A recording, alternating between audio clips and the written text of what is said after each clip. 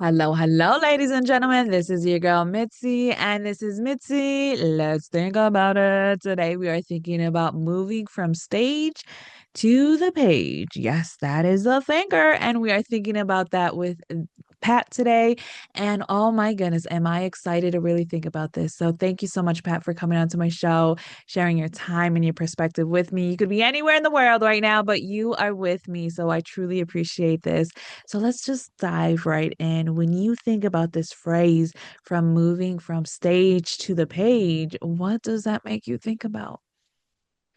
It's interesting because it only developed a few years ago when I really started writing from the novel perspective and from the children's perspective because my background's in theater.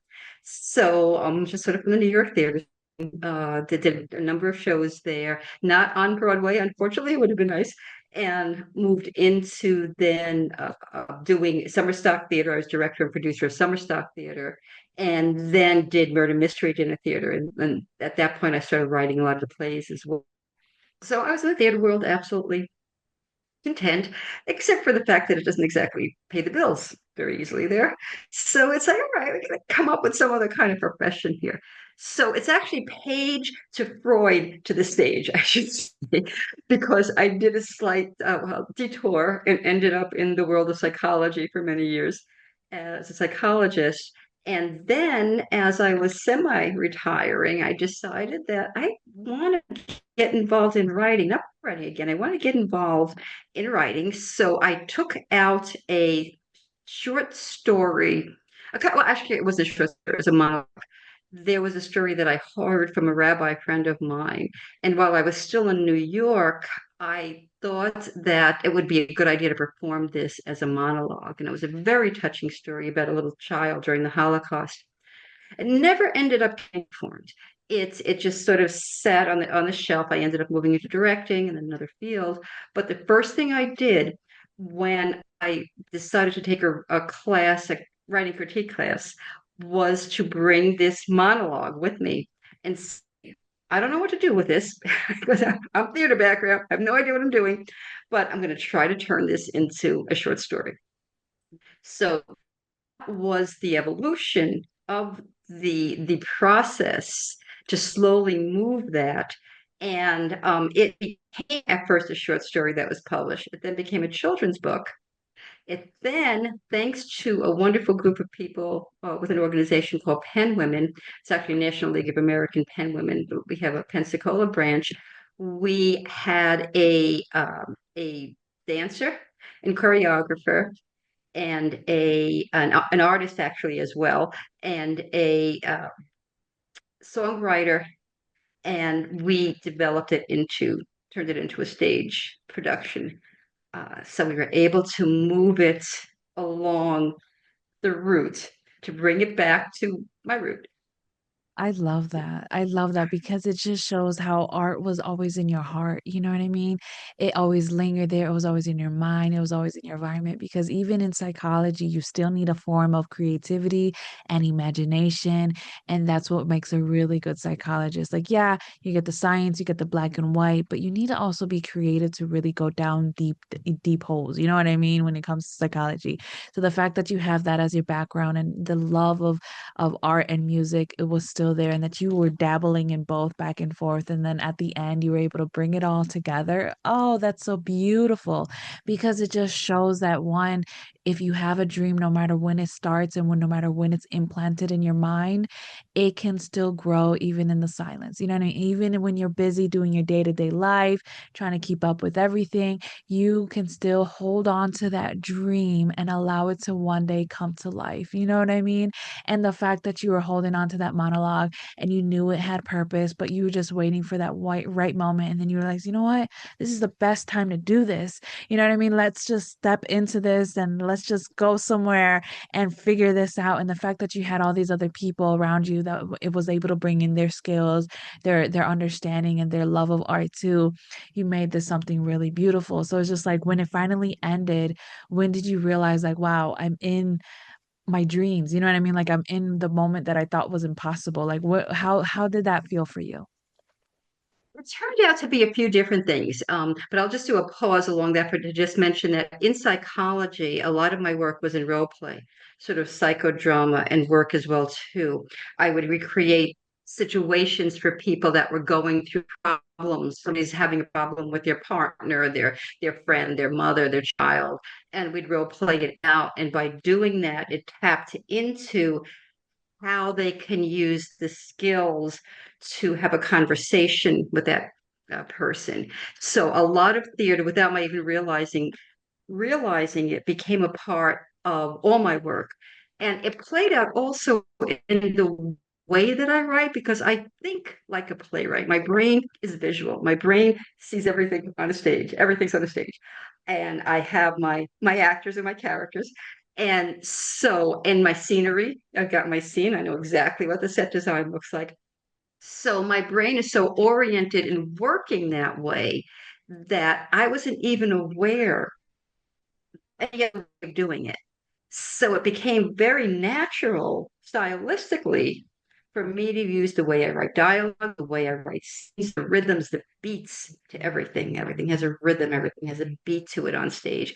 So I incorporated that in all the work that I do. So when people read my work, they say, this is like a movie because it just comes out that way. Yeah, because you already was able to see it possible because you have that stage mentality that's like in a stage.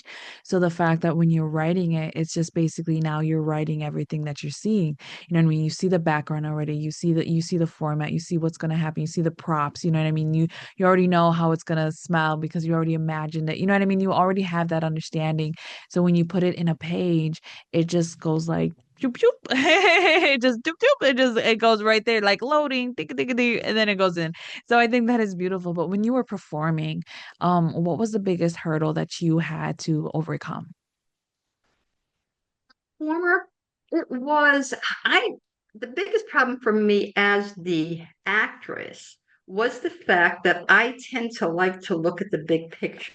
So I may be on stage, but my mind is looking at almost standing out in the audience, being the director and trying to see how the whole thing gets put together. And I found out that was a lot more comfortable for me. On stage, the biggest hurdle, the first thing that comes to mind is lines because with play you have so much your dialogue, you're constantly you're working, you're staying in the moment, you're always being there. And am I going to get this correct? Is my other people I'm acting with going to get this correct?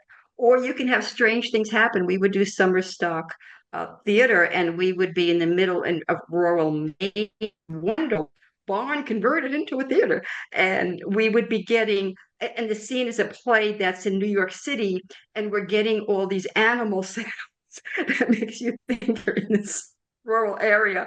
And we're like, you're getting a cow mooing or something else, or whatever that might be going on. And you're like, oh, okay, all right, we're just going to walk right through this and we're going to keep going on. Squirrel walking in the middle of the theater. And we're just like, with this, we'll just sort of work through this. So it was that expect unexpected. Oh, And no absolutely. matter what happens, you just keep going and you just continue to work with. And that ability to improvise, I guess, and work through, and that flexibility, I think is so important for a writer. Because I think writers, and especially new writers, get very rigid and get to a one track way of seeing things. And it's very hard for their mind to open and explore. And I keep going, what if? What if? So I'll challenge them in critique groups. What if you try this? And what if the character this? What if it does that? And that to me brings a depth and a fullness to the characters and to the storyline. Oh yeah, absolutely. One of the biggest things I do is the what if.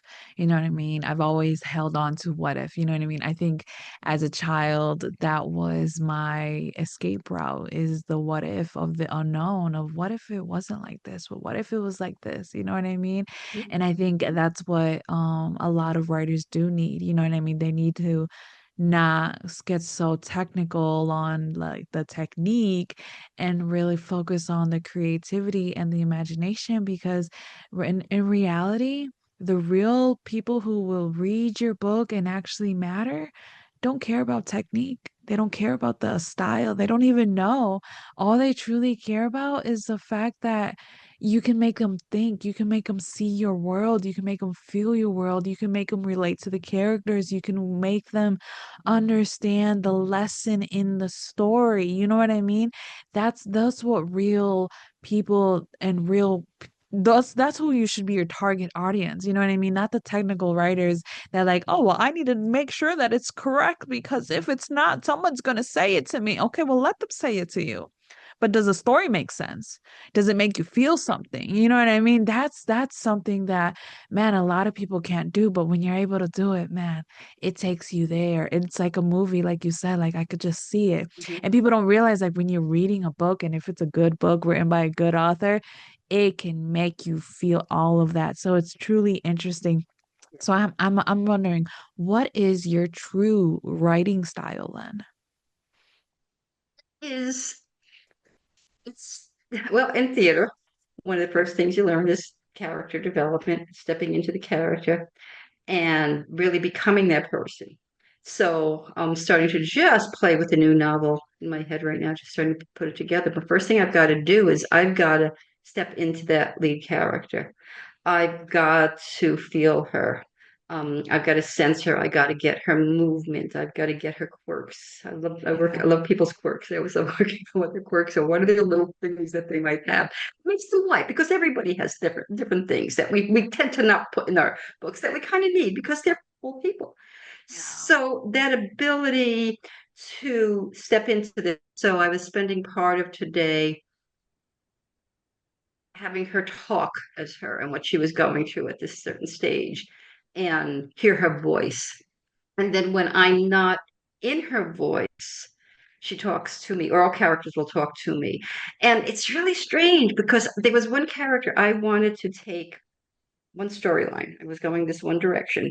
And then the character got to a certain age and I wanted to do something with it. And I've taken a walk at this time and I tend to walk a lot when I'm working with the characters. And the character was talking to me. And I didn't want to go in the direction he wanted to go because it was a sad direction to take him in. Yeah. And I didn't want to go there. And I realized he kept talking, and I had to listen. And it was when I listened that the novel opened up. Here. And the Yes. weird thing about it is, that character is based on a family member. And I was actually telling that family, even though it's fiction, okay, it's still from a personal experience, is what Yeah. really happened to the character. I just had a hard time telling that story. So I was going to take a different route. And then when I listened to him, it was like, well, there's a novel. There it is. Yeah. I got to tell it. I got to lay it out.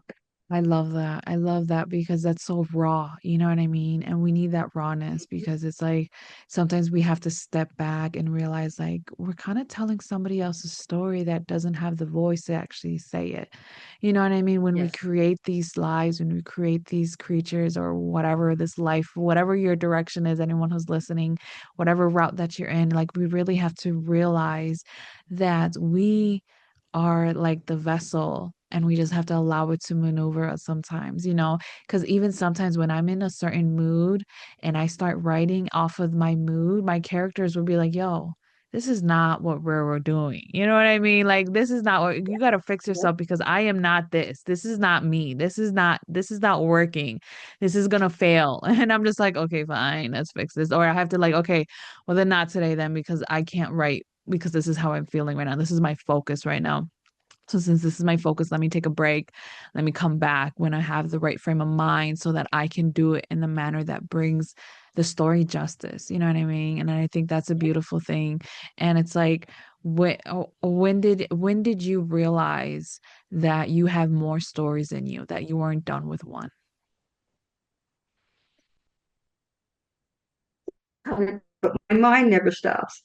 So there's There's all these stories. And I want, so would you please give me a break? Because I really thought when I finished the novel, all right, that's it. I want to breathe. I have other interests that I kind of wanted to pursue. Other things that I'm doing. I wanted to breathe because it was a long novel. It took a lot of time. And I had a co-author, which was a cool and interesting experience, but I wanted to just breathe. And I did for about a month or two. Uh, and then darn character just starts talking to me. I said, "Oh, please keep quiet for a little bit." And I don't know what's going to happen with it. It was actually part, again, it comes back from personal experience and a short story I had written a long time ago and just put aside. But they just, the voices in my head do not shut up. Do I need a medication? I don't know. But they will just talk and they are not happy until I get the story out there. I know it. And it's like you really do have to just like give it its time. Because when you give it its time and you write whatever that's in your head out, you get the sense of like peace, like, oh, it's done. You know what I mean? Like, oh, I finally did this part. Oh, this chapter is done. Thank God it's done. And it's funny because unless you're an author, you won't understand it. You'll probably be like, you probably think that, oh, all authors are schizophrenic because we all hear voices. But in reality, it's like it's not like that. Like Yes, we're yes. just so in tune. And when we're in tune, it's just everything else goes blank because it's like what we hear. So it's like we're silencing ourselves, or we're silencing everything so that we can just focus. So when you say when you take a walk to do this and to connect more with your characters, I respect it because sometimes when I'm just doing the dishes or I'm just taking a walk or I'm on my treadmill or I'm Mhm. just literally walking in the grocery store and all of a sudden an idea come out like, okay, this sounds like a great idea. And I have to like hurry and write it down somewhere, find a piece of paper, pull out my notes in my phone or something like that, just so that I can write it down and then hopefully remember to come back to it. You know what I mean? Just to hopefully remember.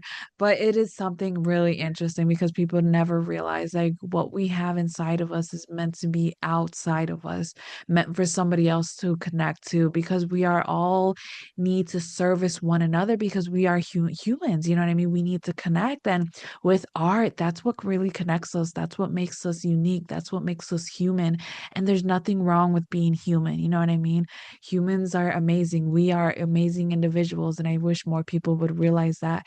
And man, Pat, I feel like I could keep talking to you about life and just books and about everything more, but time is truly catching up to us. So, what can be some lasting words that you can leave us off with to keep on thinking? People is use your imagination. I think of the word, I'm trying to remember what the word that was technical. Don't stay in the technical lane because it's like a technical actor. I'm standing this way on stage. I will convey this motion. I will show you this. It's very robotic. And you see that on stage and you know them. You see them right away and you go, oh my God, another technical person. And they don't connect. They don't make that connection to their audience. And the same thing with the writer. The technical people, it might look okay, but it gets stuck somewhere and they don't connect their readers. So allow yourself, trust yourself, be vulnerable. Because to do that and to make a change is very hard and very scary. Allow yourself to be vulnerable. Ask yourself, what if? Take a direction in a different direction. Open up to seeing what you explore.